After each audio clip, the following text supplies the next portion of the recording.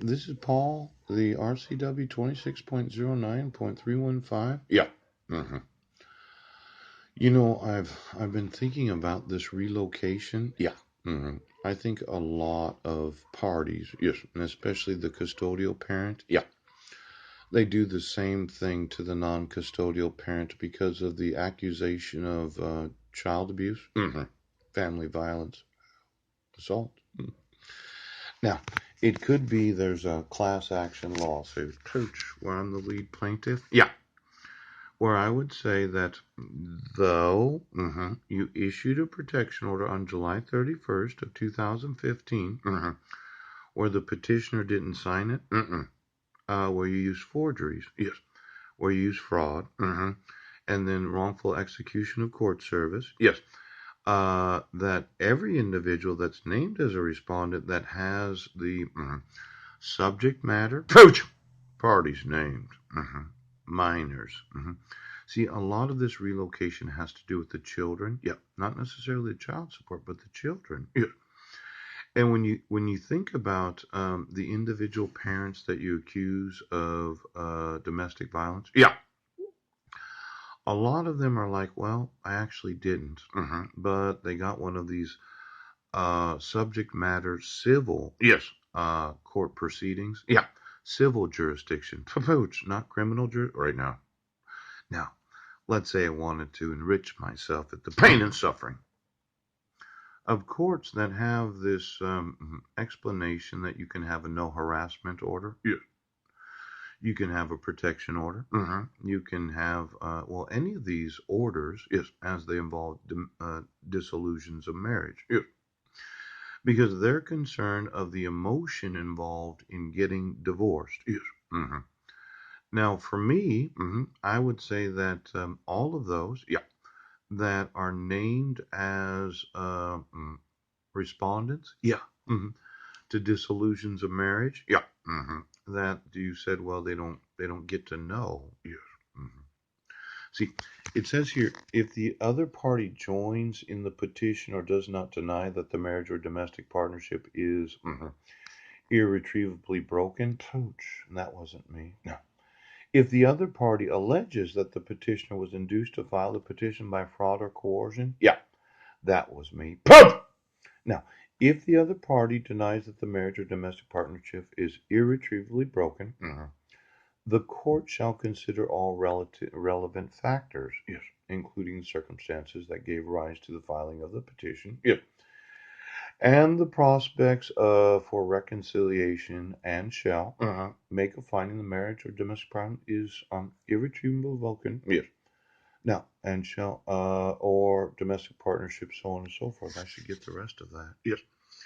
Now, it would say that if the circumstances that gave rise to the filing of the petition, yes, and the prospects for reconciliation, it's possible they could deny you an actual dissolution of marriage.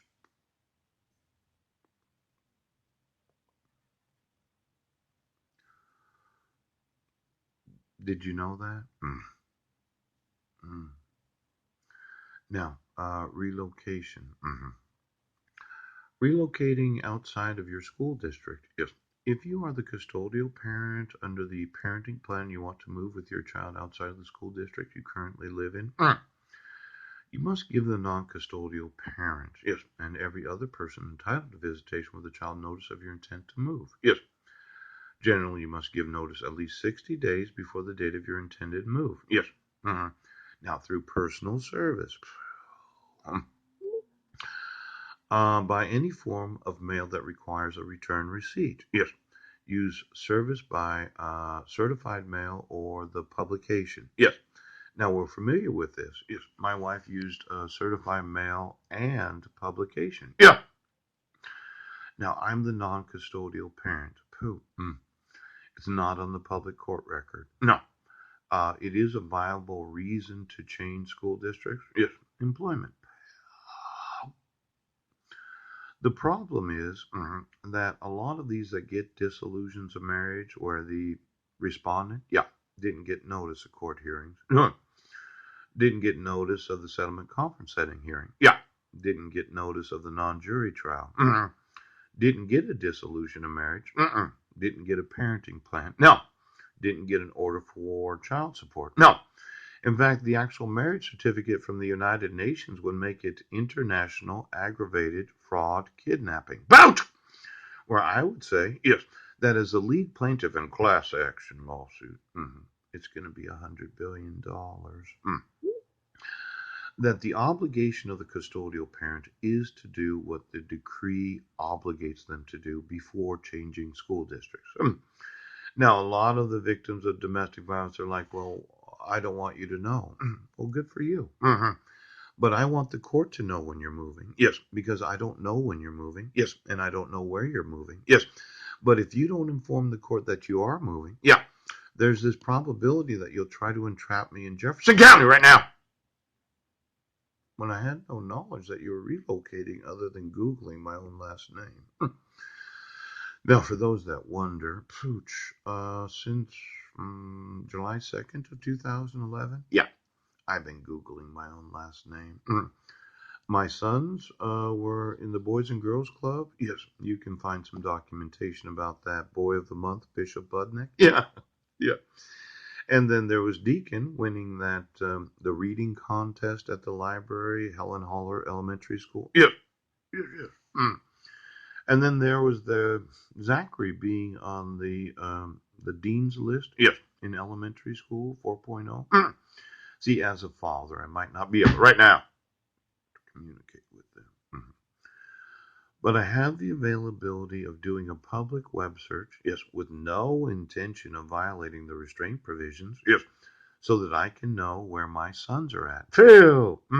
Now, they were living in Sequim in the area of Clallam County, yes, from July 3rd of 2011, yes, until approximately July, August of 2016. Yeah.